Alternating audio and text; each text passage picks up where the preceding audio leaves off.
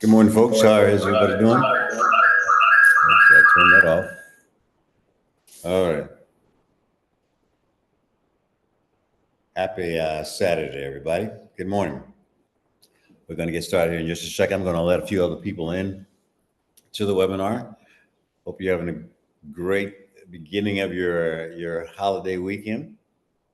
There's a lot of things going on, but the most important thing right now is you and us here together and us learning together. All right. So we're going to be talking about our weight. We're going to be talking about our metabolic health for the most part, and we're going to be answering some questions. And this is the holiday weekend. I'm going to kind of veer away from the routine. I'm going to basically kind of get to you all to ask me some questions. So I got my chat box open on my iPad over here. So I need to make sure that I'm not talking to myself. So if you can just let me know that you can actually hear me. Just say thumbs up or good morning to Dr. Duncan or whatever you want to say to me, okay? It's this casual Saturday. That's why I'm dressed pretty casually. I'm not in the country right now in the United States, but welcome to where I am. Um, I'm feeling good. All right, so everybody's good morning. Okay, very good. Keeping the chat box going on live while I let people in. How's everybody feeling? I'm waiting on my cup of coffee. It should be coming here pretty soon. But how's everybody feeling? Feeling okay? Feeling so? Be honest with me and just kind of tell me how things are going with you, okay? And as you come in, if you have your cameras on and you don't want anybody to see you, turn the cameras off and turn your speaker off or your microphone off so that nobody will hear you if you don't want them to hear you. Okay. All righty. Well, you just pardon me just for a second. I'm going to kind of let some other folks in. Somebody just woke up and they said, and everybody else is feeling great. I'm feeling great. I had a I had a metabolic moment last night, so I was up a little late, so I didn't get my full 8 hours of sleep. So I just immediately put myself in an episode of insulin resistance. We're going to talk about insulin resistance. We're going to talk about what that is, and we're going to talk about what it is that we're doing from a day to day to get closer and closer to insulin resistance, so we can avoid it. The whole point about this webinar is for you to find out things that you probably don't know. So we're going to talk about some things that you just didn't know that may be going on in your life, maybe going on in your health that you need to know. Okay. And if there's certain things that I can answer for you, that I will. If I don't know the answer, I'll promise to you I'm going to find out. I'll tell you again next week. The point of these webinars is primarily to learn. And it's sort of like going to school to learn. It's not going to be a one and done thing. A lot of people come to the webinars. They learn a little bit about what I want them to eat prior to surgery, after surgery, and then they don't come back. That's a little bit of a problem because as I learn things, and obviously the field of medicine is changing every single day, and as I learn things, I pass those things on. So what was true 10 years ago is not so much true today. All right, and we know that from just the past several years of being involved in the healthcare field. So I want you to ask questions, and we're going to start this learning process, and we're going to keep it going. All right. All right. So give me a few minutes. I'm going to get my coffee here, and we're going to get things all squared away, and I'm going to get rocking and rolling here in just a second. Okay. So everybody's feeling good. Some people have an appointment for today. That's all right. All right. Feeling great. Feeling great. Good morning, everyone. All right. Thank you very much. Let me see who I got here today. All righty.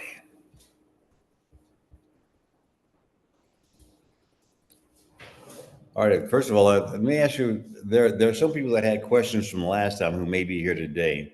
Are there any leftover questions that we had from last week?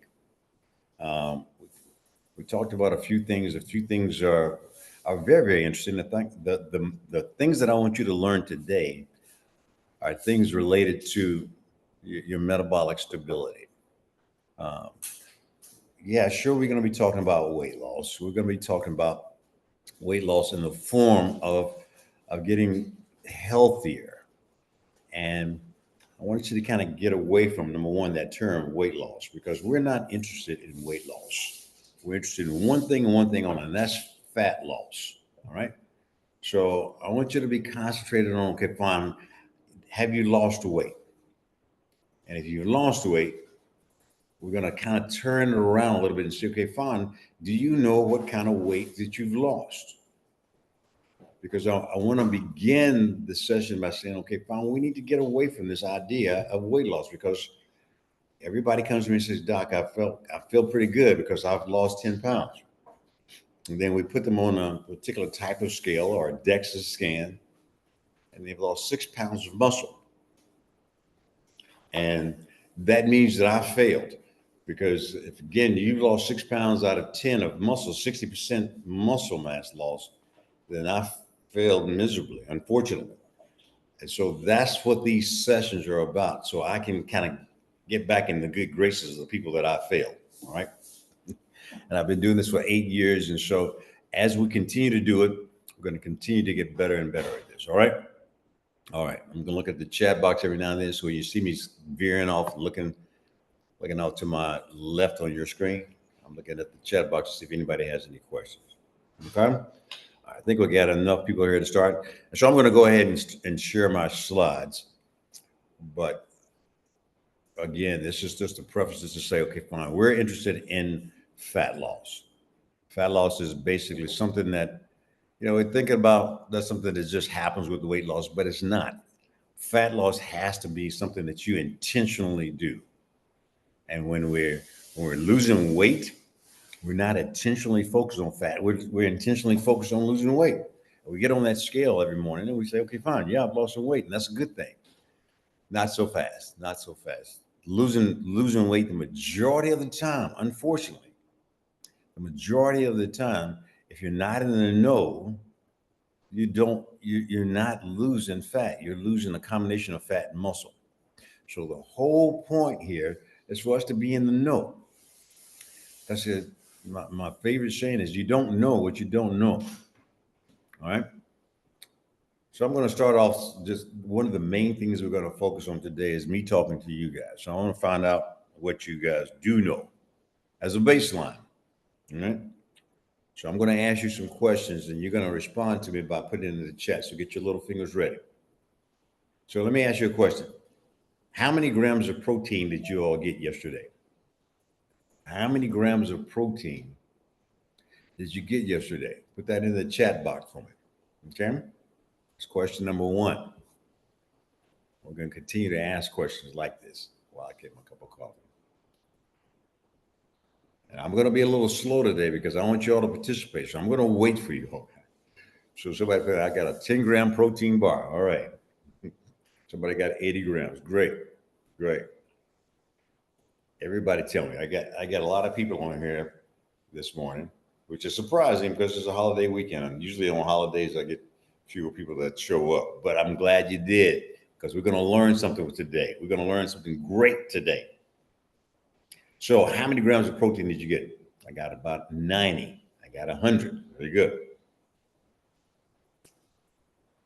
For those people who are putting that in, tell me how much you weigh, or how much you want to weigh. What's your ideal body weight? Put that into the chat as well. So give me the number of grams of protein that you've eaten yesterday and the day before, every day, and then tell me how much your ideal body weight is. Okay. My ideal body weight is 170 pounds, 170, 160. Great. My ideal body weight is around about 168. I weigh 170 today.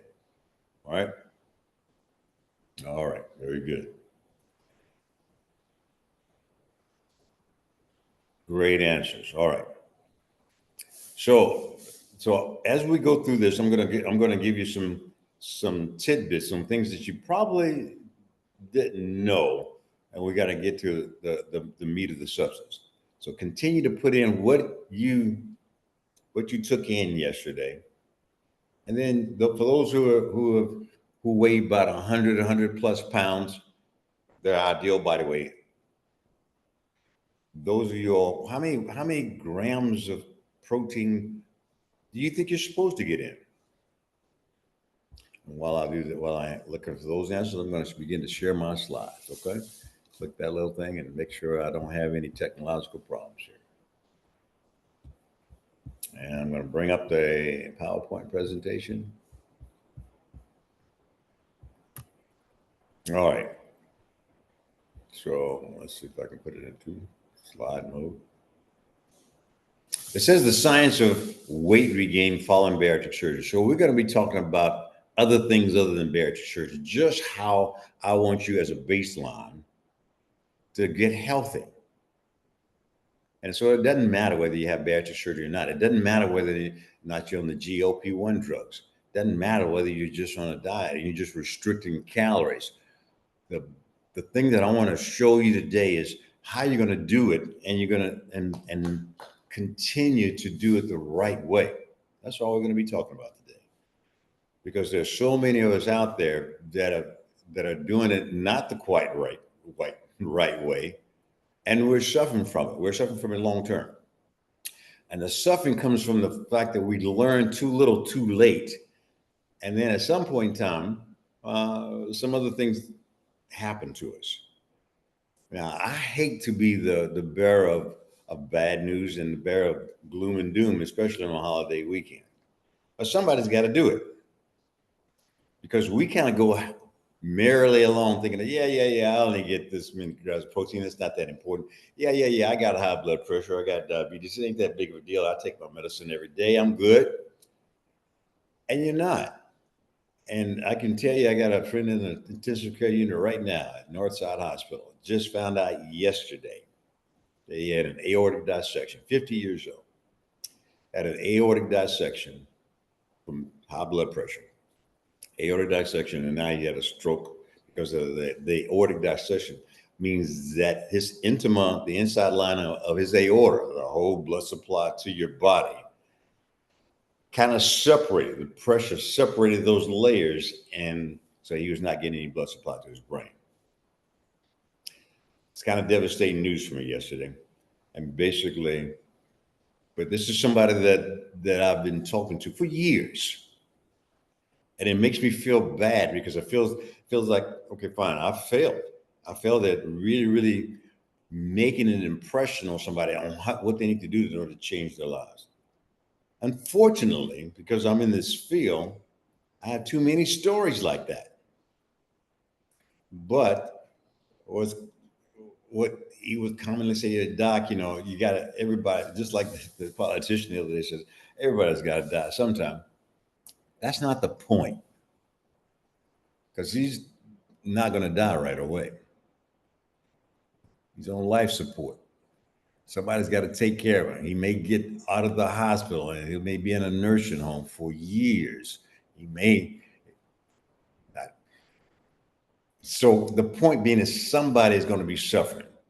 One of his family members is going to be suffering with medical bills, with taking care of him. And it's unfortunate. So we don't think about that. We think about, we got to die someday, but it's how we die. When I die, I want to be 104 years old, and I want to go in my sleep. I want to have a great day at 104 of playing a good game of volleyball. And then I'm just, oh boy, I'm tired today. Just go to sleep and not wake up. Not have anybody suffer for that, for my loss. So I know that I can get a little morbid sometimes, so excuse me for that, but I'm going to bring it back up for you. I'm going to bring it, for the hope is there. There's no question I got hope, because if I didn't have hope, I wouldn't be able to give you hope. And I know that you guys can do it, and you will do it. So let's get started here. I'm looking at the chat box, making sure that everybody's giving me their answers. 85 grams, 80 grams of protein. I weigh 175 pounds. Very good. All right. I'm just going to tell you right away that most of the answers you all put in there, it's not enough. It's not enough protein that you got. I struggled yesterday to get all my protein in, but I did because I'm out of the country. Protein shakes here that I have to take in, I have to go buy, and they're much, much more expensive here than they are in the United States. But I struggle every day to get my amount of protein in because when I take my protein in, I'm not hungry as much. So I don't eat as much whole food as much as I should. And that's going to be y'all's problem too, especially if you have surgery. Because I'm going to make you a pouch that's so small, you're not going to be able to take in the amount of protein. So you got to be able to supplement with protein shakes. And I'm going to tell you how much you actually truly need. It's going to astound you. All right, this is your list of the stuff that you're taking in now. There are not many items on here that are protein based, but this is the most common foods that we're taking in from a day-to-day basis. So if we're a bariatric patient, if we're trying to restrict the amount of food that we take in, and some of us are doing a good job, some of us not, but when we're decreasing the amount of food we're taking in, we're actually fighting our biology. And guess what? Our biology is going to win that fight. And we know that already. We've known that for decades. That when we just restrict calories, in other words, the calories in versus the calories out kind of people, all you got to do is take in 500, 600 calories a day when our body needs 2,000 calories a day, and we will lose weight. Yeah, we will. We'll lose muscle mass. We'll lose fat. We will lose weight. But you're fighting biology. And just to give you a test of how strong your biology is, as to see if you can actually win that battle, because you have seen examples over the years of people who are losing that battle. The Biggest Loser. Remember the program, The Biggest Loser, where they would lose weight and they would look great and they won the contest, but then all of those folks regained the weight, didn't they? Yes, they did. Because they were fighting biology. They went on exercise, they would burn a lot of calories, they would take very, very few calories in, and they thought that that was the answer. Well, obviously it's not. So a good test to see how well you are, how much your willpower can control your biology. Try this for a second. Hold your breath right now. You're sitting in front of your computer, your iPad, or whatever you got, your iPhone. Hold your breath for 10 minutes. I'll wait. We're going to wait 10 minutes, sir. Go ahead and start holding your breath for 10 minutes. Now, I bet you all of you said, Doc, you crazy. Nobody can hold their breath for 10 minutes. And you're right. And why is that? Even if you wanted to will your body to hold your breath for 10 minutes, what's going to happen? What's going to happen? So you can hold your breath for maybe 1 minute, maybe 2 minutes. Some people can hold their breath up to 3 minutes. Especially as you hold your breath, then you're going to build up CO2, and that CO2 is going to feed back to your brainstem and says, it's going to feed to your respiratory system and says, breathe. You're trying to kill me, so I'm going to force you to breathe.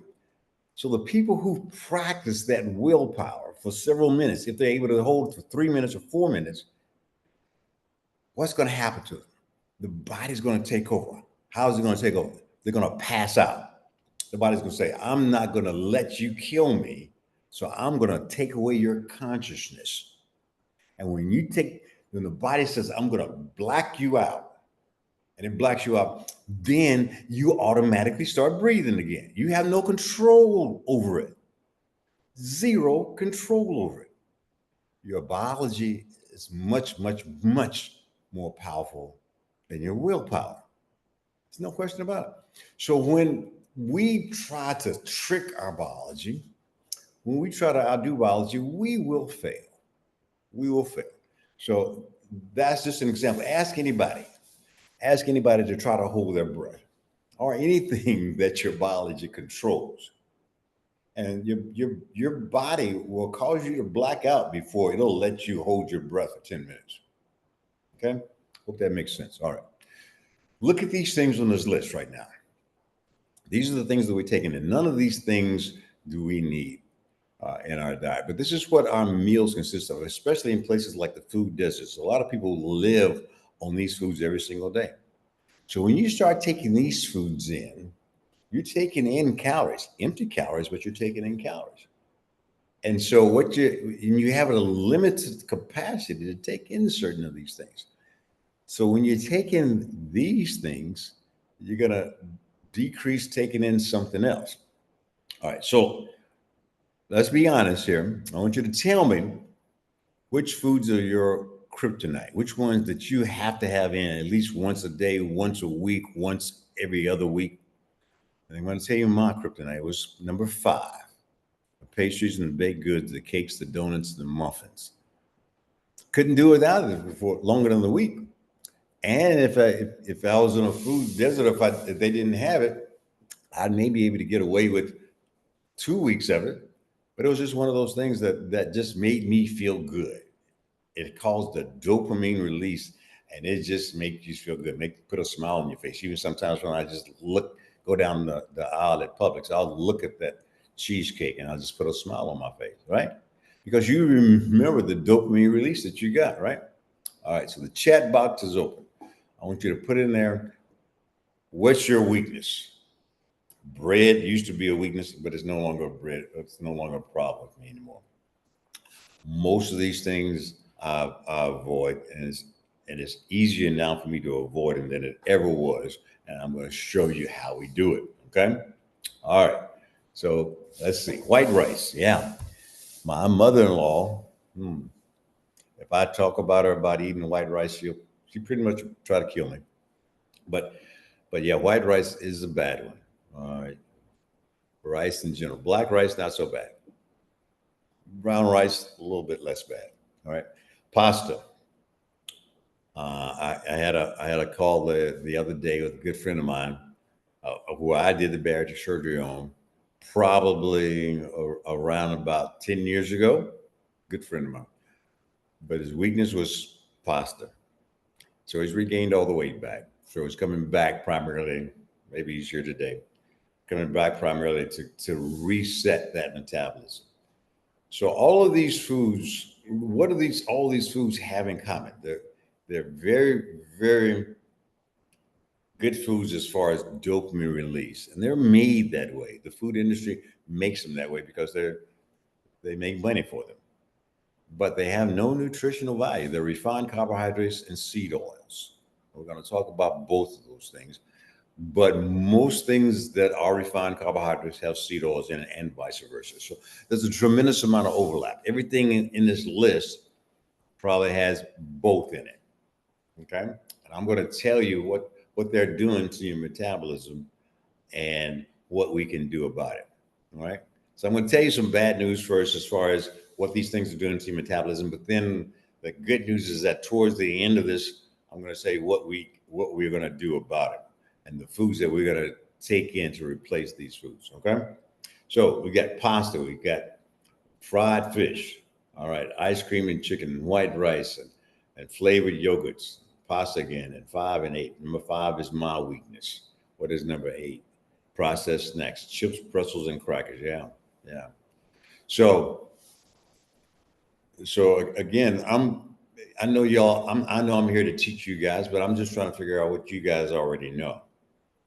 The primary problem with these foods are that they're refined carbohydrates, and what are the seed oils? If y'all have been here before, y'all know this answer. But those of you who hadn't been here before won't. So that's okay. We're going to talk about it. But what are the things that seed oils are primarily doing to your body that kind of is bad for our bodies? Just give me a rough idea. What is it doing to your body when you take in things that contain seed oils? And what I mean by seed oils are things like cottonseed oil, canola oil, grapeseed oil, soybean oil, which is the number 1 seed oil that we have in most of our foods. Look in your cabinet right now. Get your favorite salad dressing out of the cabinet. Look at the first ingredient in that small fine print, and you'll see a thing that says seed oils on it. And basically it'll say one type of seed oil, and it's soybean oil. So what I'm going to show you are the different types of seed oils, and I'm going to show you what those seed oils do. But let me see if you don't know. If you don't know the answer, just say, I don't know. Okay? All right.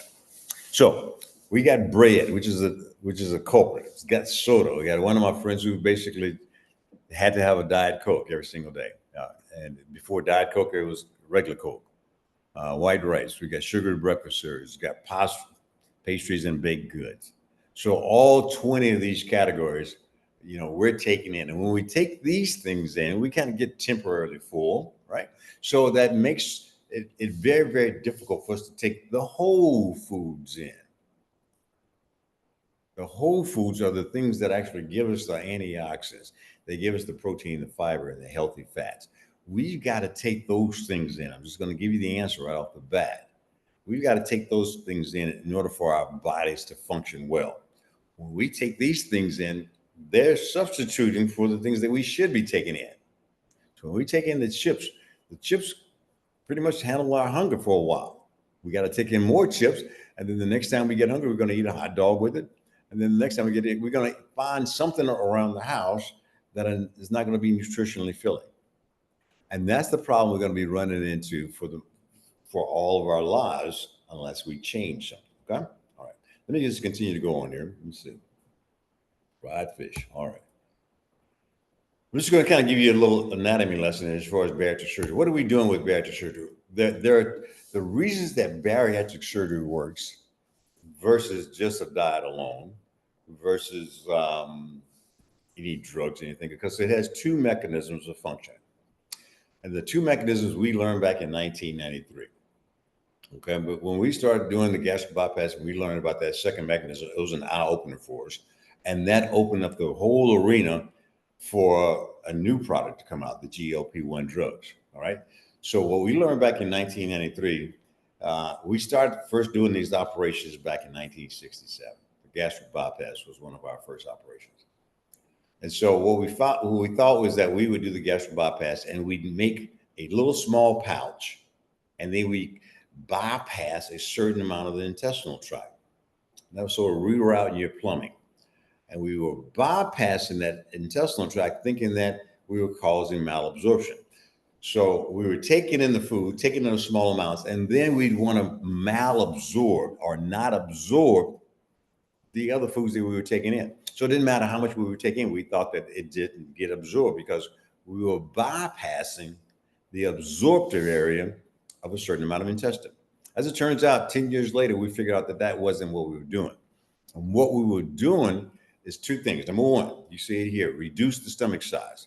So I'll take the stomach size when I do bariatric surgery, and I'll make it into the size of a small banana.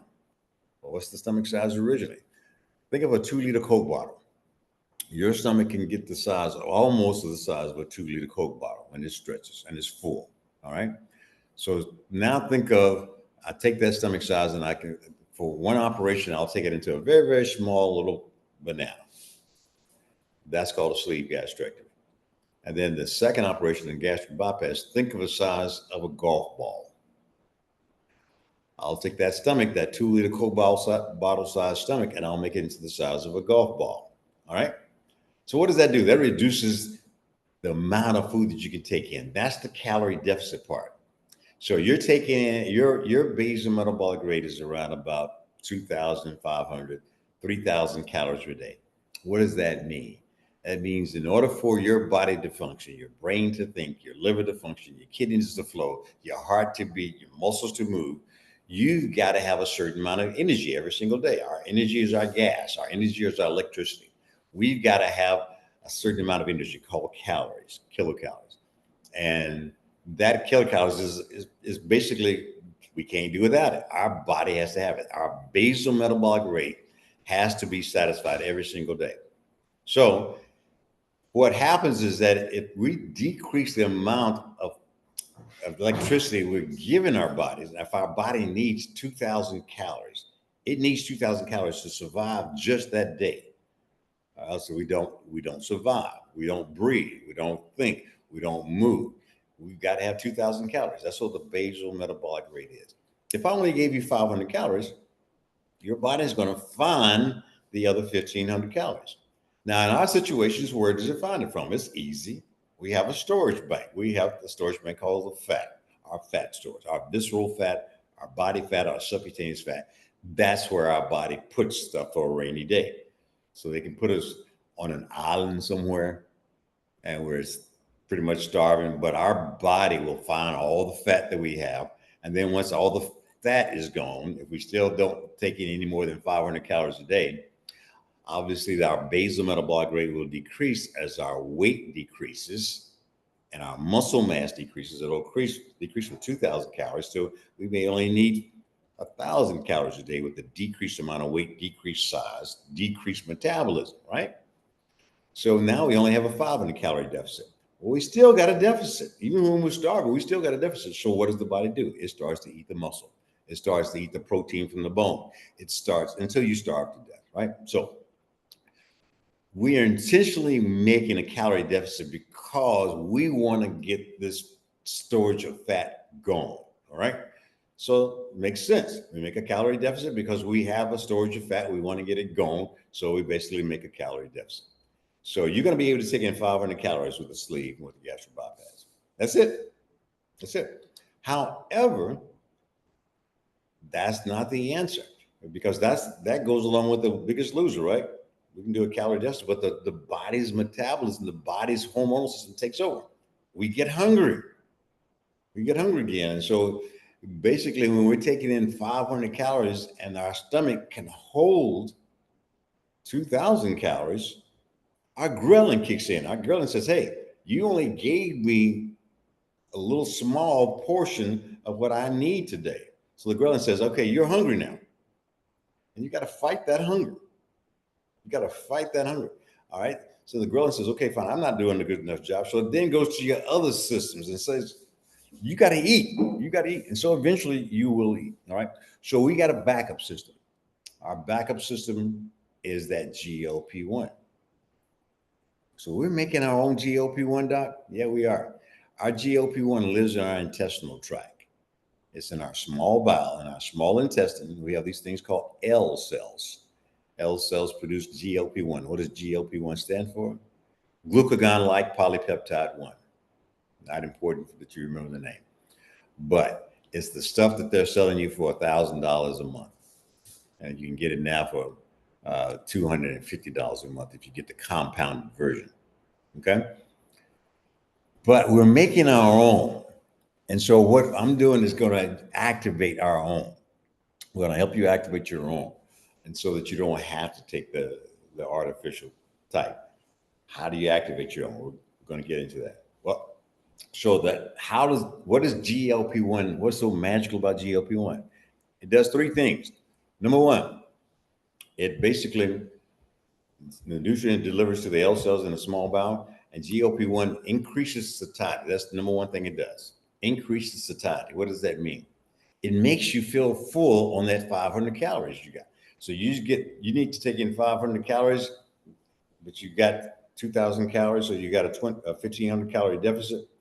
So basically your body says, 500 calories, I feel fine with that.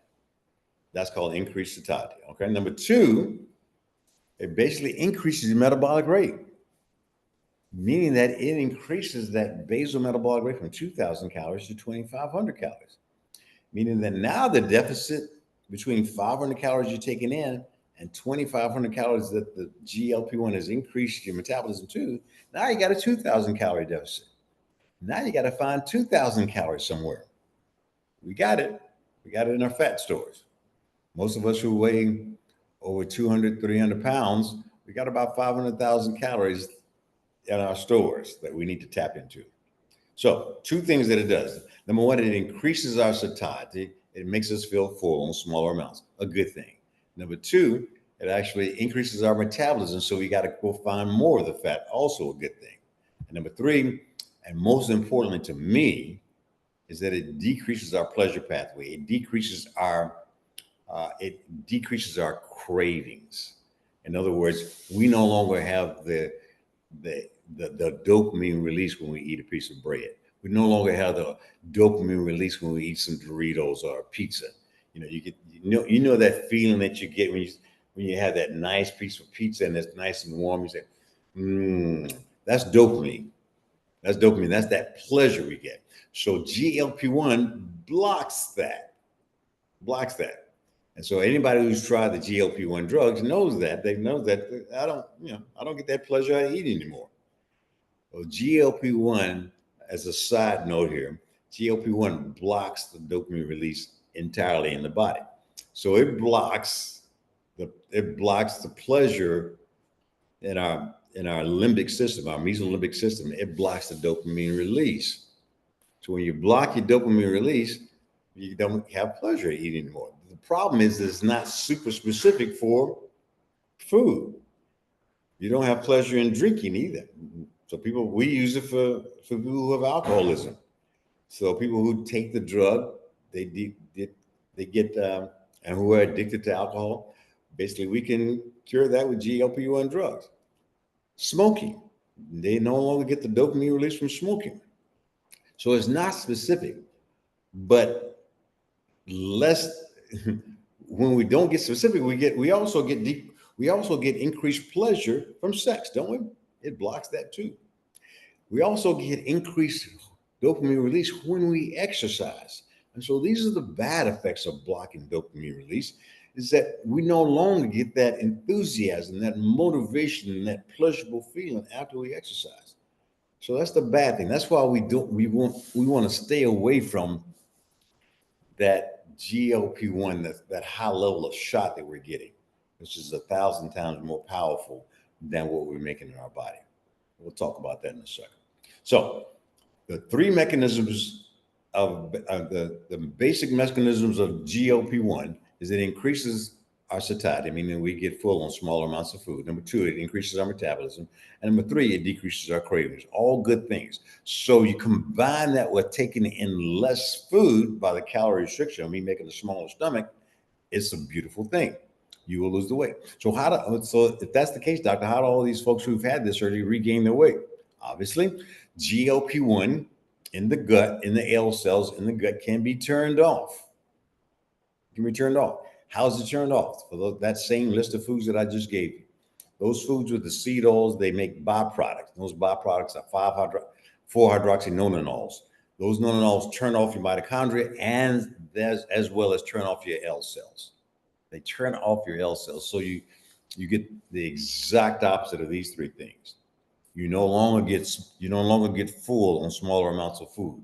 Your basal metabolic rate slows down, so it's easier to gain more fat, and then your cravings come back ravenous. Now, let me tell you the good thing about GLP-1. It does some of those good things, but the GLP-1 drugs were primarily meant for those folks who have a BMI of less than 30, for the folks who are just overweight and who are just getting to that obese phase.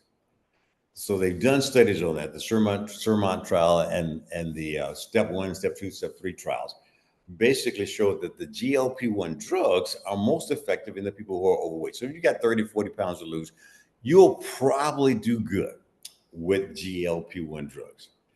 But something happens with the BMI greater than 30, 35.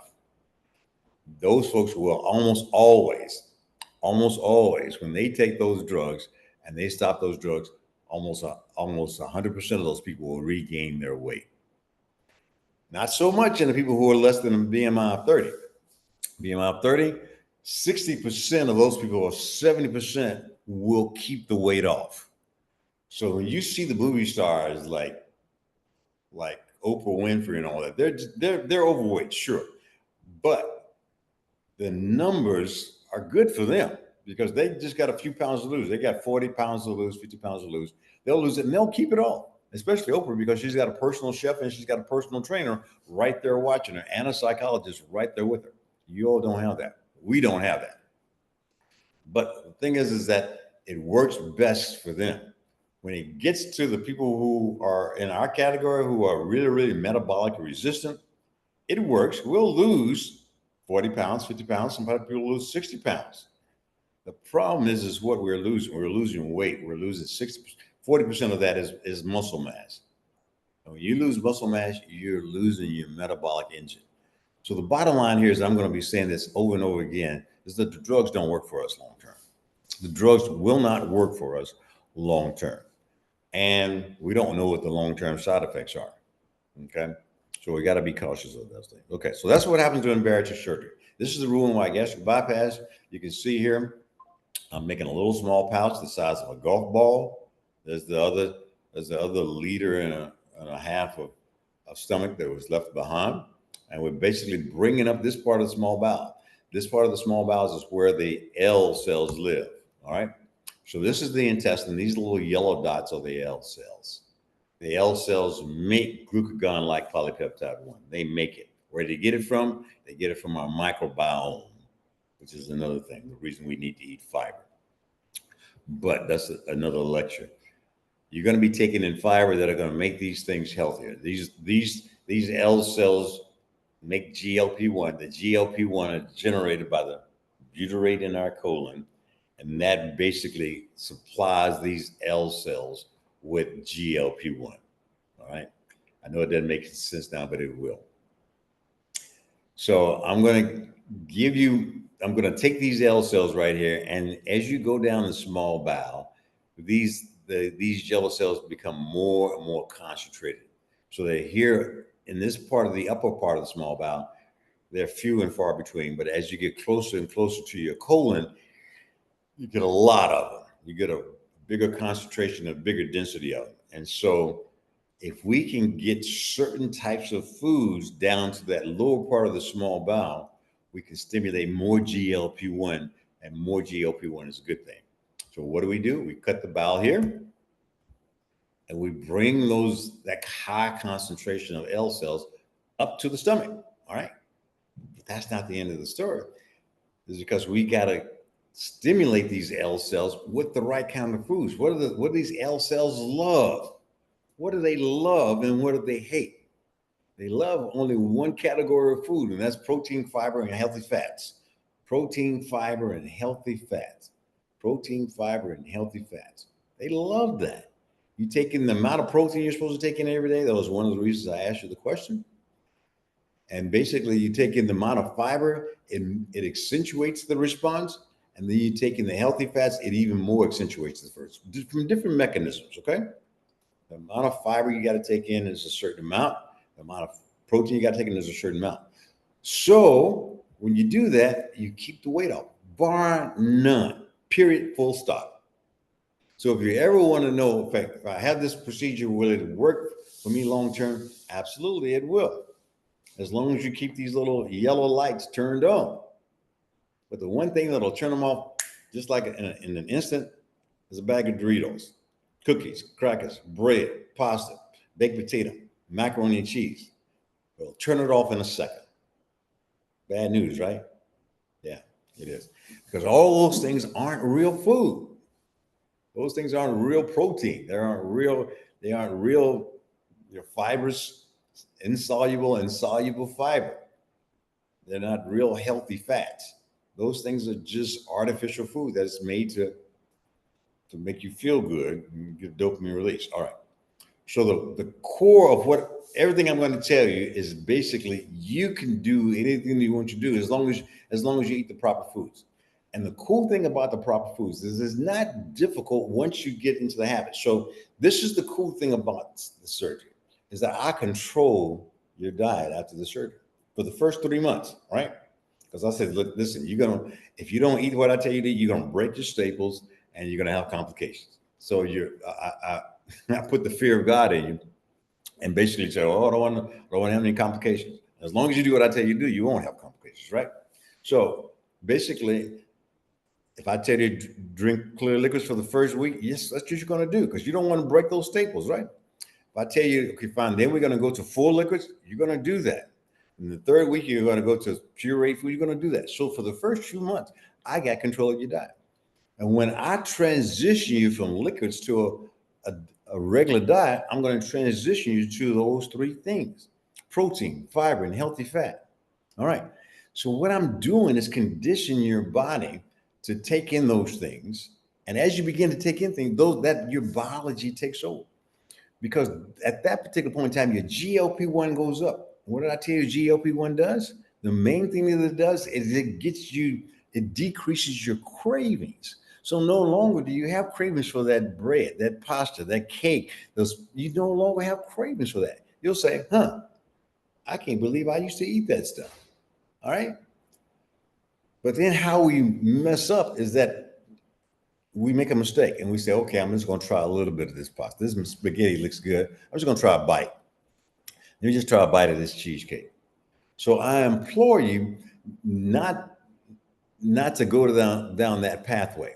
Is that cruel? Not really, because once we kind of get you back to your healthy lifestyle, then you realize what you haven't been missing by the Doritos, by the cookies, by the crack. You realize that you haven't really missed that, and because you no longer have any desire for it. But as soon as you go back and you turn these cells off, as soon as you go back down that pathway, you said, and the cravings come back, then you start saying, "Wow, I've missed this good stuff for a long time."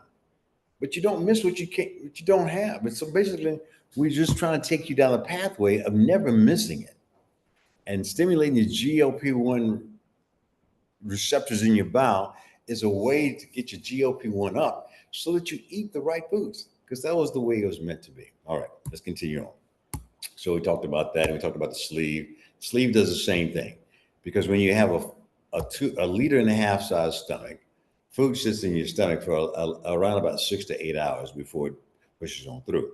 Well, like I said before, is that you stimulate the L cells down here with food. If it's sitting in your stomach, it ain't doing your L cells any good, is it? So when I take 90% of your stomach out with the sleeve, then that food doesn't sit in there for 6 hours. It only sits in there for 30 minutes and it goes down to these L cells, stimulates the L cells and give you those three effects. Okay? All right.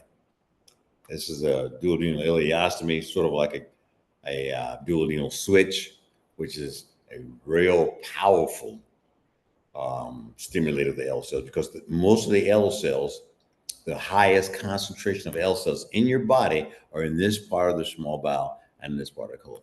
Why don't I do the duodenal switch? Is because you've bypassed a lot of this bowel here and you do get problems with malabsorption.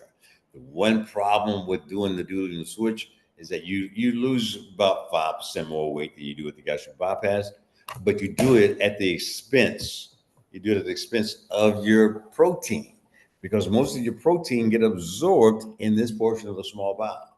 So if you're going to hook your stomach up to here and hook it down to here, you're not going to have enough time to absorb the protein. So it's a double-edged sword. Yeah, you get some malabsorption. Yeah, you stimulate more L cells, but you decrease your absorption of protein, which starts its own vicious cycle. Because I'm going to show you about the protein in a second. Okay. The lap band, the reason the lap band doesn't really work that well, it does for some people, but it doesn't for everybody.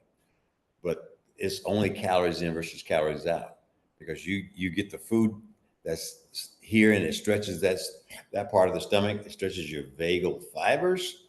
And those vagal fibers says you're full. If he sends a signal back to your brain says you're full, and you've only eaten a small egg or a handful of nuts or anything, that you get full with a small amount. But as soon as 30 minutes goes by and that food passes on into that stomach where you've just got this whole area that you hadn't satisfied, you feel hungry again. So what the lap band patients found themselves doing is that they were eating all day. They were eating all day, and basically they were hungry all the time. They were full for an hour or so, maybe 2 hours, but then after that food got through the band, they were hungry again. So, and the band is a mechanical thing. It's wrapped around the stomach and it's stationary where the stomach is a mobile thing. So we're getting problems with the band moving, the band eroding. And so it was just not worth it because it didn't have that safety net. It didn't have that activation of our secondary system, our GLP-1 system. Okay. All right. That's the stomach that I've taken out. This is a stomach that I've taken out. This is a sleeve gastrectomy. All right. So we talked about how bariatric surgery works. We have two mechanisms and we combine those mechanisms, makes it a very, very powerful tool. But again, I want to re-emphasize that very, very powerful tool can be turned off with the wrong foods that you put in there. And basically, like I said, we are conditioning you to take in the right foods. And once the GLP-1 takes over, that's the biology I was talking about. You don't fight your biology. All right. And you let that biology, you let that GLP-1, your own internal GLP-1 work for you, you'll be fine.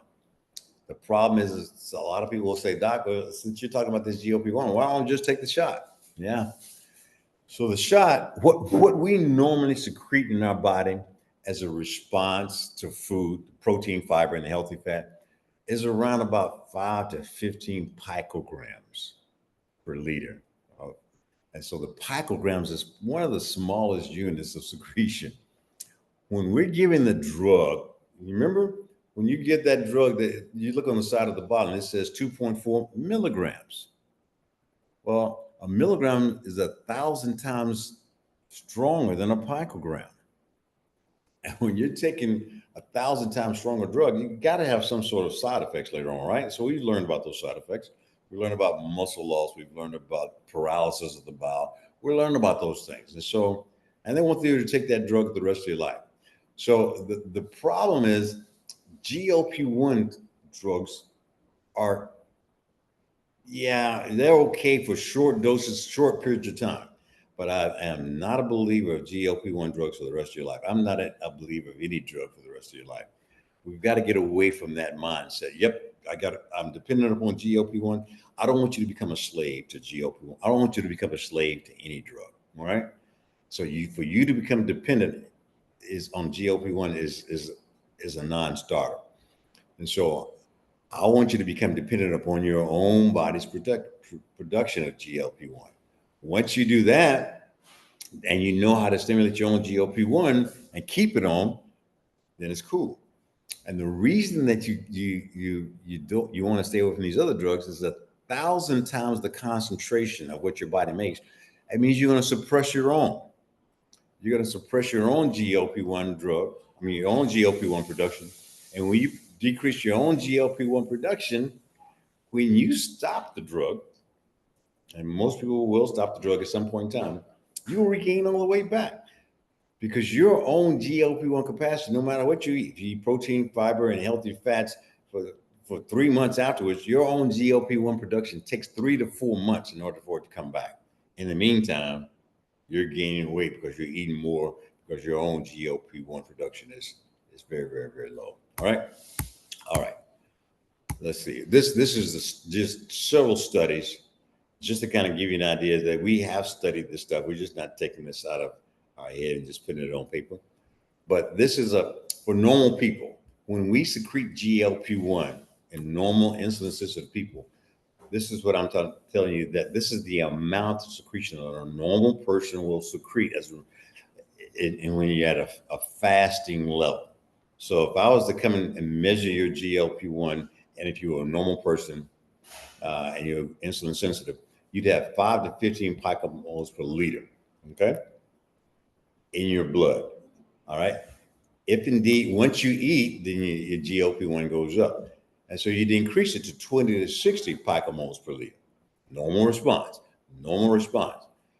It's been shown in patients who are morbidly obese or who go for Roux-en-Y gastric bypass. We did this study, and it shows that the fasting levels are undetectable in most people, and they get up to 3 picomoles per liter in some.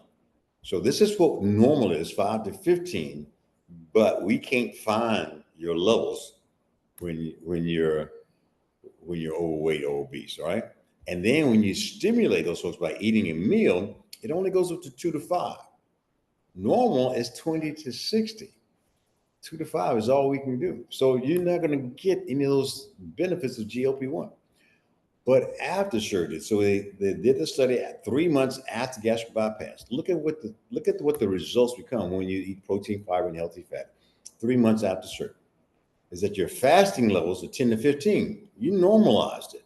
This is normal. This is what your levels are after surgery. 3 months post gastric bypass. Sleeve as well. And when you eat a meal, protein, fiber, or healthy fats, it gets to 15 to 60 better than what it does. Sometimes it says 80 picomoles per liter, 3 times higher than what actually is there in normal people. So you actually can do better than what normal people can do. All right.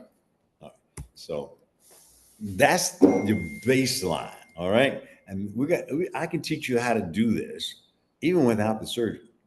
But the surgery is a tool to help you get jump started. And most people who have a BMI greater than 35 need a jump start.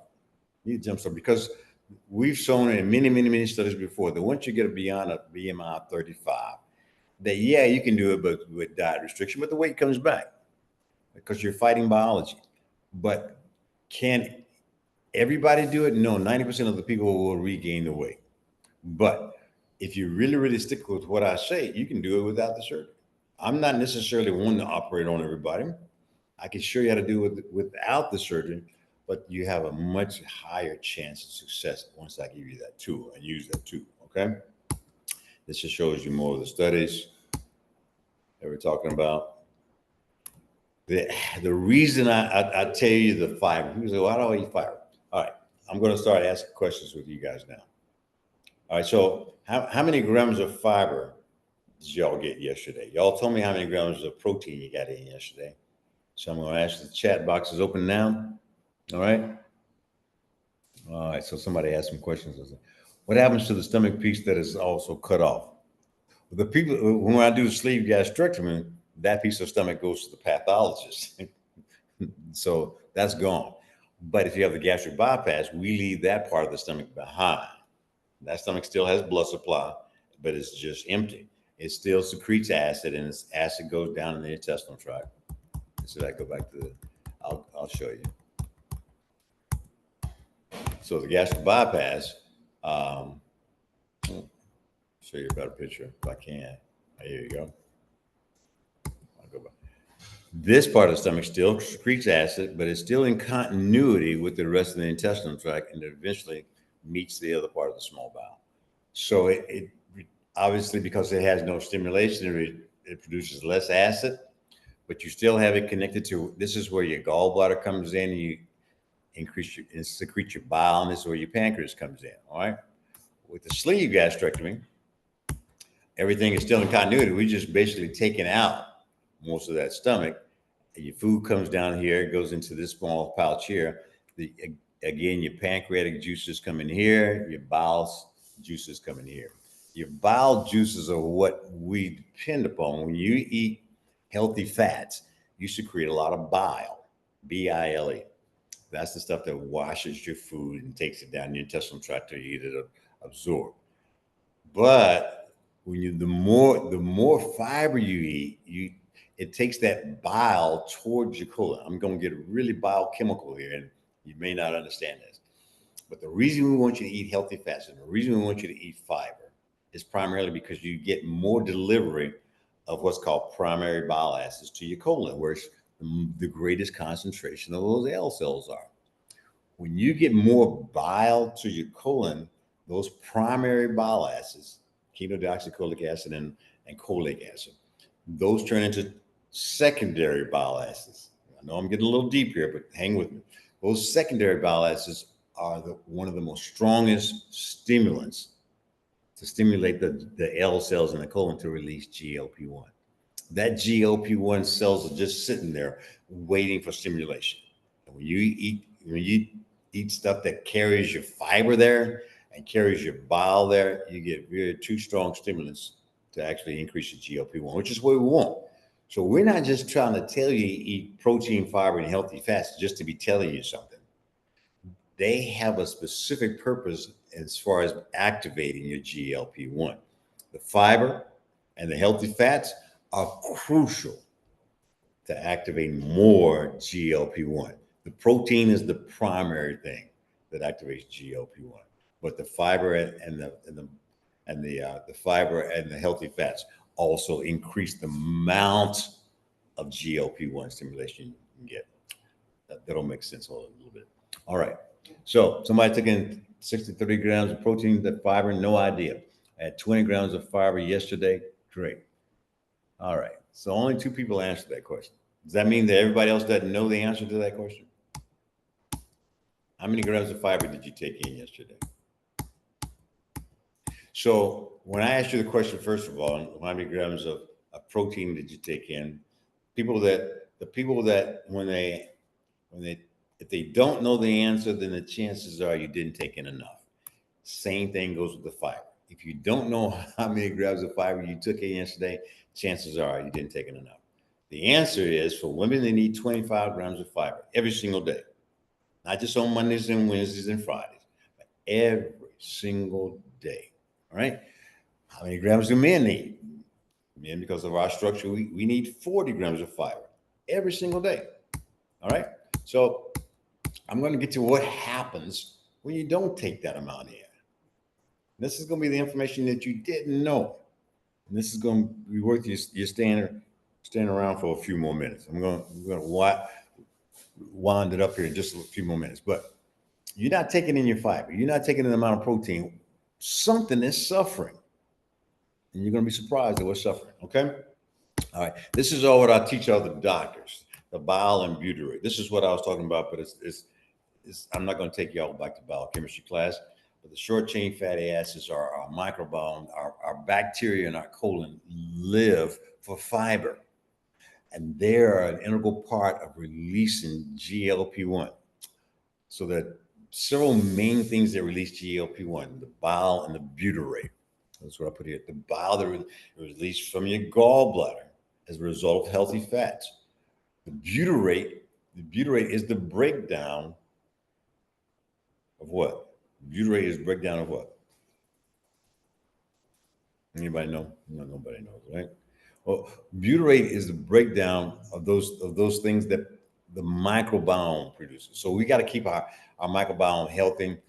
Short chain fatty acid production, which is butyrate, actually increases the secretion of GLP-1. All I'm doing is telling you how we can augment our biology to help with fat loss. What we're commonly doing, unfortunately, and this is where industry wins over anything that I can do. I can't market as well as they can, but they put Oprah on there. They'll put Steve Harvey on there. They'll put Donald Trump up there and says, listen, he's lost fat because he's taking these drugs. But it's 40% muscle mass. To me, that's very, very, very, very, very dangerous. You lose muscle mass, you're starting to age. And your muscle mass is your biggest metabolic engine. So I have good friends that lose muscle mass all the time. They think nothing of it because they've lost weight. If you're losing 40% muscle mass, you've lost the game. It's over because it takes a long time to get that muscle mass back. So let's not lose muscle mass. And let's not go into this thinking that we can lose muscle mass and everything will be okay. Once I lose this weight, I'll concentrate on lifting weights and taking the right amount of protein later on. No, it doesn't work that way. Trust me, it doesn't. All right. Let's continue to talk about it a little bit. I'm going to go ahead and let you guys go early today. This is all biochemistry. This is the microbiome here. This is inside your colon here.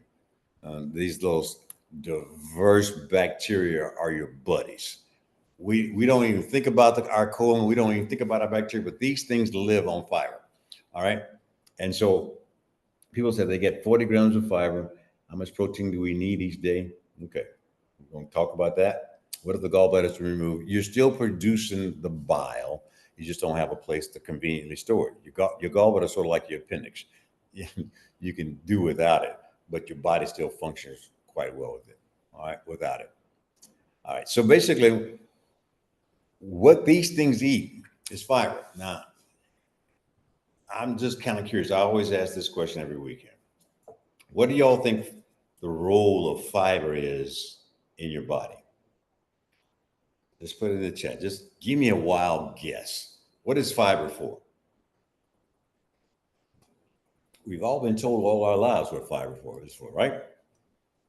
What's the most common fiber everybody knows about? Metamucil, right? Right. To help expel waste, exactly. Movement of bowel, exactly. Increase the titer, okay. Very good. It's closer. Is there a correct assumption that there is no fiber content in Muralax? I don't know if it's, look on the bottle. If it contains what's called psyllium husk, then that's fiber. That's soluble fiber. That's what we want. But what if I was to tell you it has the benefit of soluble fiber has nothing to do with bowel movements. Doctors have been telling you to take Metamucil all your lives to have a good bowel movement because you get constipated. All right. So does it improve the health of your colon? Yeah, and it helps you have a bowel movement, but that's not the purpose of fiber. The fiber in your diet is meant to feed these little guys, the trillions and trillions of little bacteria in your colon. Because the insoluble fiber, the fiber you get with lettuce and celery and broccoli and all that stuff. The insoluble fiber kind of goes right through you. That's not for you either. All right. Basically, that insoluble fiber also helps you basically move your bowel as well. So that's okay to have, but it's not the purpose. The soluble fiber is what you absorb and you feed these little guys. When these little guys are happy, you're producing more GLP-1. This is your second brain. And we just over the past 2 decades have begun to explore the importance of this stuff. This is bacteria in your colon, and this stuff needs to be fed. When we don't feed this stuff, and you don't get all these little pink, orange, green, red, all these little healthy bacteria, we begin to suffer. These bacteria are healthy. When you basically get the other type of bacteria that is not so healthy, that's when you're having problems. And I guarantee you, if you're eating chips, cookies, all those things on that list, your bacteria don't look like this. But we're going to get it back to looking like that. We're going to get it back to looking like that because we have to. We have to. I'm imploring you that we've got to do this primarily because what your bacteria looking like in your colon is this. This is E. coli. This is Bacteroides frazis. This is the bad bacteria. And look at what it's doing. This is inside the colon. This is in a person who eats a healthy diet of protein, fiber, and healthy fats. It's not actually a person. It's actually a rat study. This is a study done out of California. But the point is the same thing is happening in the human colon. When you have a diverse population of healthy bacteria, those bacteria are producing GLP-1 that's actually helping you along with your digestion and all that. And so your immune system is very, very good in this particular person. But once you start eating crackers, cookies, pasta, bread, mashed potatoes, macaroni and cheese, when you start eating that stuff, and you have no fiber, you have less than the 40 grams for men, less than 20 grams for women, which we pretty much have admitted to that's what we all do. These guys aren't healthy. These guys look like this. This is Bacteroides. What does it do? It destroys this barrier. This wall right here is your actual colon. And that part of your colon is where your blood vessels are. These bad bacteria, this Bacteroides are getting into your bloodstream. It's causing septicemia. It's causing inflammation in your body. And we all now know that inflammation is bad. We all know that our rheumatoid arthritis doesn't have anything to do with I got bad junk. It got to do with the bacteria in your colon seeping through into your blood system. You start clearing up this thing and you basically make this back into this type of thing, your rheumatoid arthritis will go away. It'll go away. Don't believe me? Try it. All right. All right. So once you start getting these things in your blood, you got chronic inflammation. It's not just about your gut. You get diarrhea and you get dysentery and you get bloating. It's not just about that. It's your overall body's health. All right. Let me tell you about seed oils. Let me tell you the things like you're saying, like I was talking about, everything on that list that we talked about, all 20 of those categories have seed oils in it. And these are the seed oils that we're talking about. Soybean oil is the number one. Canola oil, corn oil, cottonseed oil, sunflower, safflower oil. Let me just kind of show you what we need to choose instead of things like olive oil, avocado oil. And let's go back to the way it used to be before we started making Crisco back in the 1900s. We had butter, ghee, tallow, and coconut oil. That's what we used. But it began to be expensive because all those things came from animal and hard to find plants. So somebody came up with the idea, let's just make our own. And how do we make our own? Well, I'll show you. All right. So look at this list again. This is a different version of the list. And look at what everything contains. Look at the potato chips. People who eat potato chips. Sunflower oil and cottonseed oil. That's what we have. And then your salad dressing. Look at the ingredients. Just go to your refrigerator or your cabinet right now. Look at the ingredients on that salad dressing. Soybean oil and canola oil. Mayonnaise, soybean oil. Margarine, soybean. Snacks, crackers, and pretzels. The things that we love during football. Everything is soybean oil. You see it? All right. Keep going through the pizza. Soybean oil. All right. Keep going. Everything has some sort of seed oil in it, right? Well, let's just see how much it has in it. Now, again, I'm going to go back to a little bit of biochemistry. We need soybean oil, seed oils are mostly linoleic acid. And I'm not sure if you're going to remember this or not, but you're probably not. But just for my purposes, linoleic acid is an essential fatty acid. What does it mean? Essential fatty acids means that we don't make it in our body. We got to eat it. And it's essential. You got to have it or your bodies won't function. So, Doc, why are you telling me not to eat it, but you're telling me that it's essential? Well, it's essential because you do need it, but you don't need it in the quantity that we're taking it in today. This 61% for cookies and cakes and imposters, this 61% used to be back in the day, it's only 2%. We only need 2%. Our bodies do fine and survive with 2%.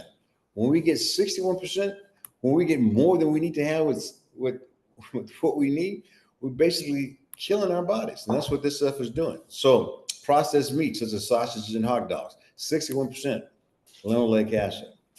And this just repeats itself. Everything that's on that list have linoleic acid in the 60% range when we only need 2%. To show you a graph of that, let me see if I can get to this graph, because I got to wind up here. Oops, let me go over time. So when you take in that much seed oil, we're taking in 82 grams a day on average when we only need 2 grams a day. We're taking in 40 times the amount that we need. 40 times the amount that we need. It's going to have a toxic effect. The main toxic effect it has is on our mitochondria. This is how your body moves. This is how your body functions. This is how your brain functions. This is how your muscle functions. Your heart beats with these mitochondria. When you get these seed oils, they break down into 3 products. They break down into 3 products, and those 3 products are 9-hydroxy and 13-hydroxy-octadecadenoic acid, and 4-hydroxynonanols.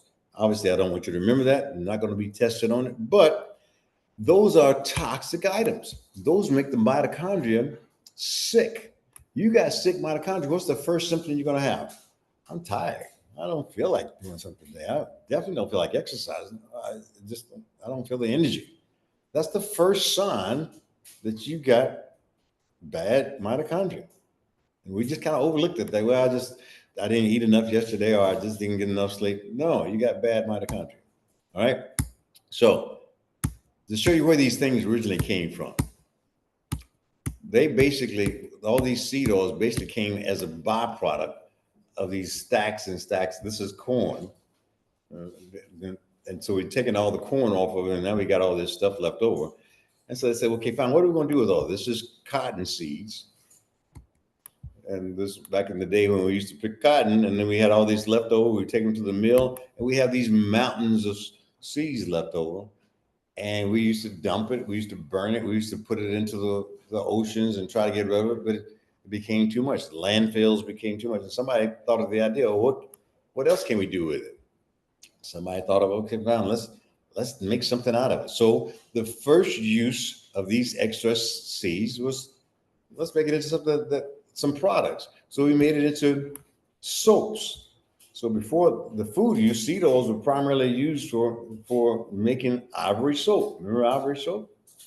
So cottonseed oil was used in soap. Ivory soap was introduced back in Procter & Gamble back in the 1900s, and it served as machine lubricant during the Industrial Revolution, and they were cheap.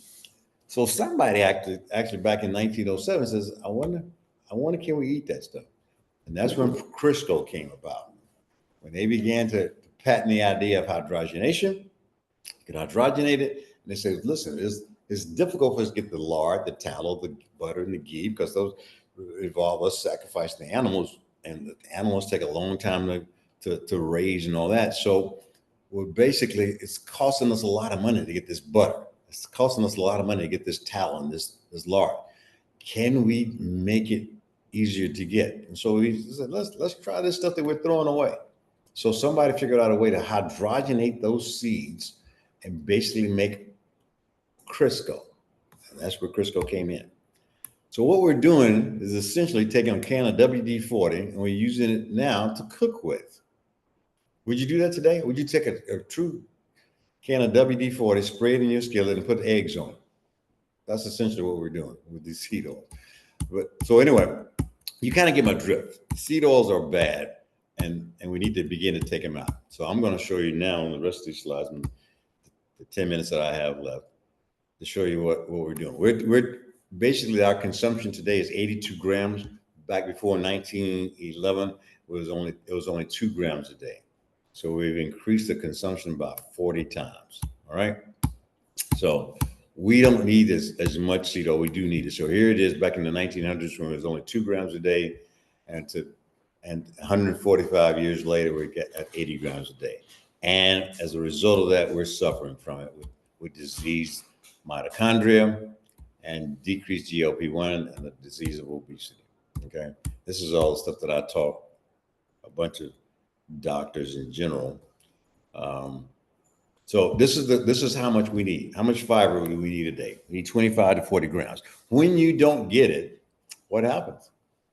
That little bacteria that depend upon that fiber every single day, those bacteria don't survive. You get bad bacteria, you get inflammation in your body. You got to have your 25 to 40 grams of fiber every single day. Maybe you can see it in the background there. I have this thing called the complete 4-in-1 fiber. There's my fiber, there's my protein there. I had to bring it here with me in order for me to stay healthy while I'm on vacation. But you've got to have it in every single day. And it doesn't help you to say, well, yeah, I had it on Monday, Tuesday, and Wednesday, but I didn't have it the rest of the week. Got to have it every day. However you need to do it, you need to do it. Okay. So what causes weight regain? Because we stray away from these principles. Our GLP-1 levels decline because we started eating these foods again: the bread, the pasta, the cookies, the crackers, the donuts. We start eating those things, and our GLP-1 levels turn off. And basically, when they turn off, we get after bariatric surgery, you got a small pouch.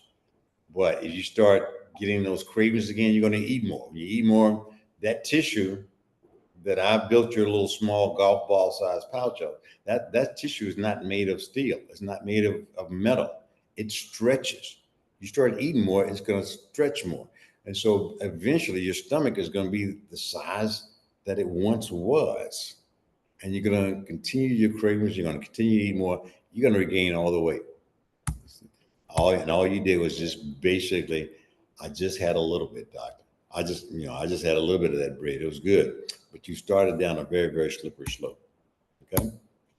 All right. So I'm just going to give you a couple of examples of people who did it right. This is one of my physician friends that had a surgery. Basically, she had knee problems, diabetes, hypertension, all the things. And her program became eating the healthy foods and exercise. And when I tell you guys to exercise, basically the exercise has to be a certain type of exercise. I have good friends that say, listen, doc, I go to the gym every single day. But going to the gym every single day or walking 10,000 steps a day ain't good enough. You've got to stress your body, because that starts a lot of other biochemical reactions like mTOR. Your mTOR doesn't go into effect unless you stress your body, unless you stress your muscles. And if you don't stress those muscles, mTOR never takes effect. So if you go into the gym and you're just lifting light bands and you're not stressing the muscles to failure, you're not going to activate the mTOR. You're not going to activate the mTOR. The muscles aren't going to grow, and you're going to still lose muscle mass. All right. She did it all right. This is her here before surgery.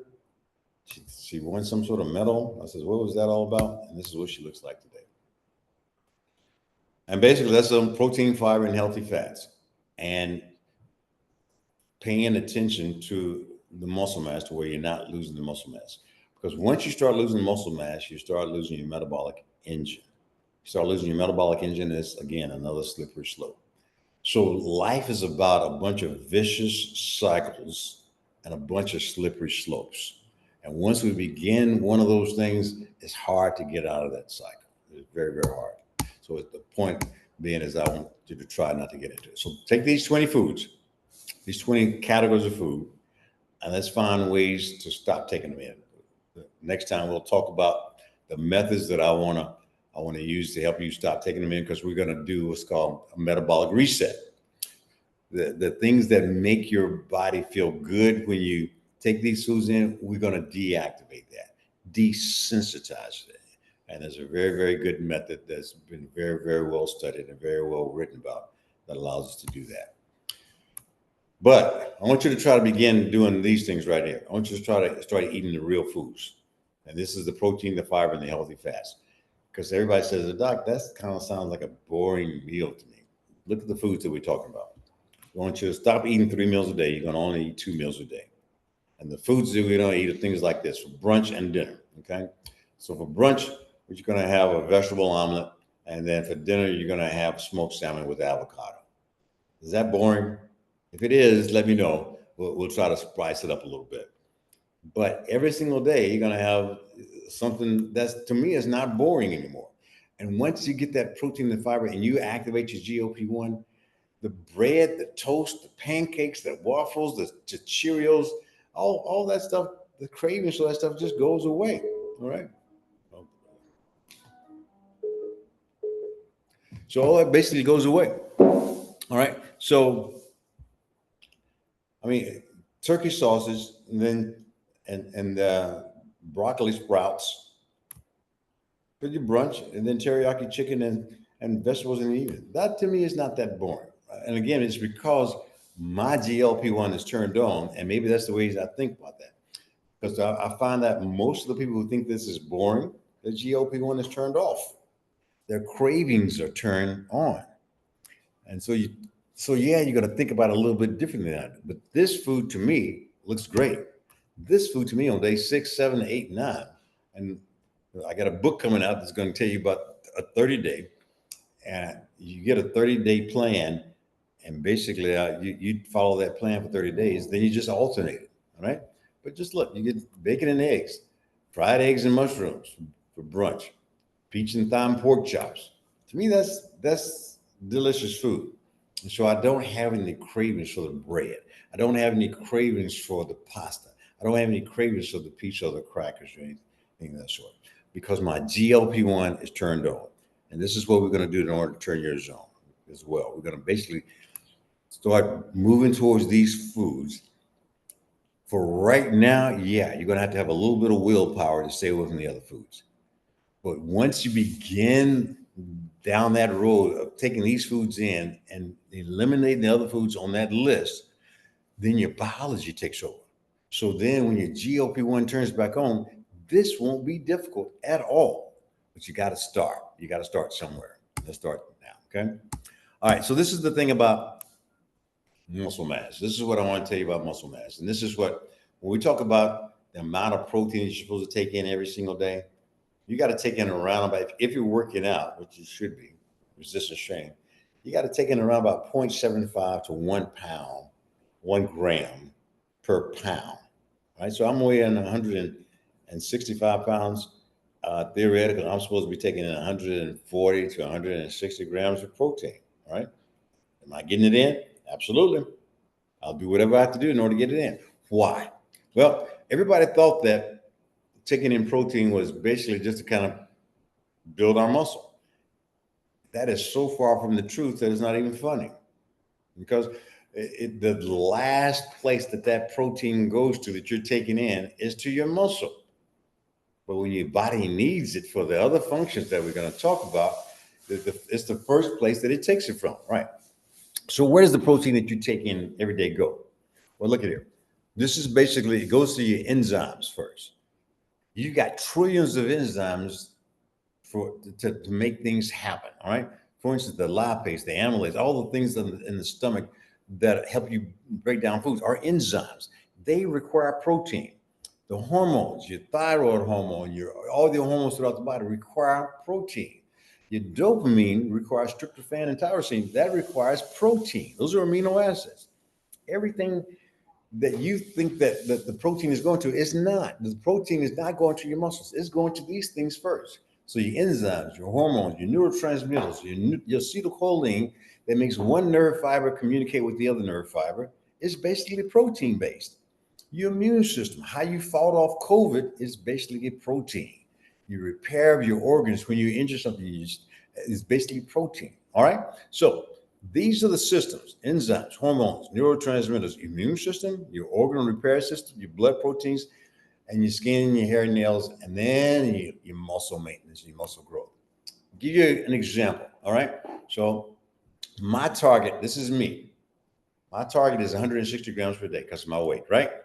So Are you all getting so for the amount of protein that y'all told me that you're taking in? You told me some people told me 80 grams, 70 grams, 60 grams. What I saw in the chat. But everybody on this chat, everybody in this group have to take in more than 100 grams, and you're not. So let me show you what's happening. All right. So when you take in your protein, this is the number of grams that are going to per system, and these systems are in hierarchy. So it's going to go to your organ repair, your enzymes first. So 20 grams are going to go to your enzymes. All right. I need 160 a day, right? 20 grams are going to go to my enzymes. 10 are going to go to my hormones. That's 30. 10 are going to go to my neurotransmitters. That's 40. And my organ repair system, which is the liver regeneration and my intestinal tract regenerating the cells, that's 30. So what do we got there? 50, 60, 70, that's 90 grams of protein, right? Hadn't hit my muscles yet, has it? The blood proteins, the albumin, the red blood cells that carry oxygen to your brain, to your kidneys, to your liver, to your heart, requires 10 grams, all right? So that's 100 grams right there, right? And then you go to your skin, hair, and nails, that's another 15 grams. So if you're only taking in 70 grams, you got this system taken care of, 30 here, the total of 30 here, and then you got 40 here. If you've only taken care of these first four systems, you only took 60 grams yesterday. These first four systems, 0 went to your muscle mass, 0. What happens when you get 0 to your muscle mass? And say if your body needs that 160 grams, it needs that 160 grams to take care of this. And the last 45 grams. So my body truly needs 115 grams, okay? 45, 115 grams, just do the math. My body needs 115 grams just to take care of these first things. If I don't take in 115 grams, it's going to take my muscle and it's going to feed these systems. No questions or ifs and buts about it. So when you're not taking in enough protein, your body is in survival mode. So you're losing muscle mass. You're thinking that you're losing muscle mass because you're aging. No, it's the opposite. It's the actual opposite. You're not losing muscle mass because you're aging. You're aging because you're losing muscle mass, right? And your body is surviving. We want the body not to survive. We want it to thrive, okay? So you got to take your protein just to feed these systems. The 20 grams here, the 10 grams here, the 10 grams here. So you got to have at least these systems satisfied in order for your body to survive. This is just icing on top of the cake. The muscle is just icing on top of the cake. But everybody thought that was what the protein intake was for, muscle. Nope, it's not. And the amount of fiber you're taking in, those two things I want you to kind of take away from this lecture today is basically you got to take those two things, fiber and protein. The healthy fats, we can talk about those next week, but this is what I want you guys to take in, okay? All right. Let's go. All right, so what we're going to do is talk to some friends that came in now. But basically what we're going to do is we're going to talk about some of the people who have tried the GLP-1, some of the people that you know about.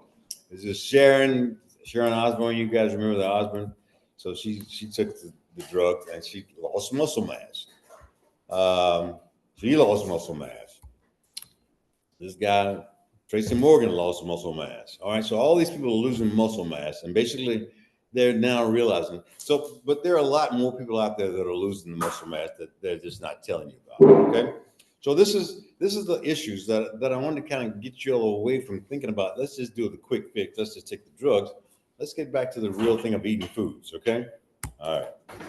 This is a guy named James Gordon. He came out with his story about it. He said it just didn't work for me. He said I lost muscle mass. It didn't work for me. I stopped it.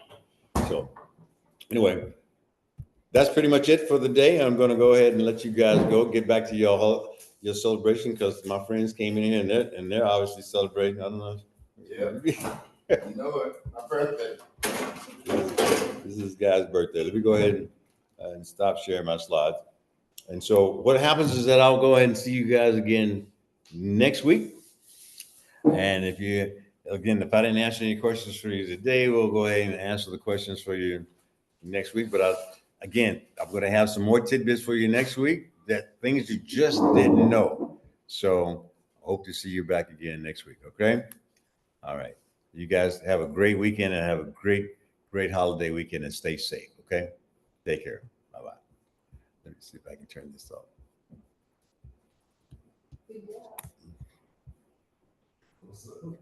Oh, okay. Let's go back to my.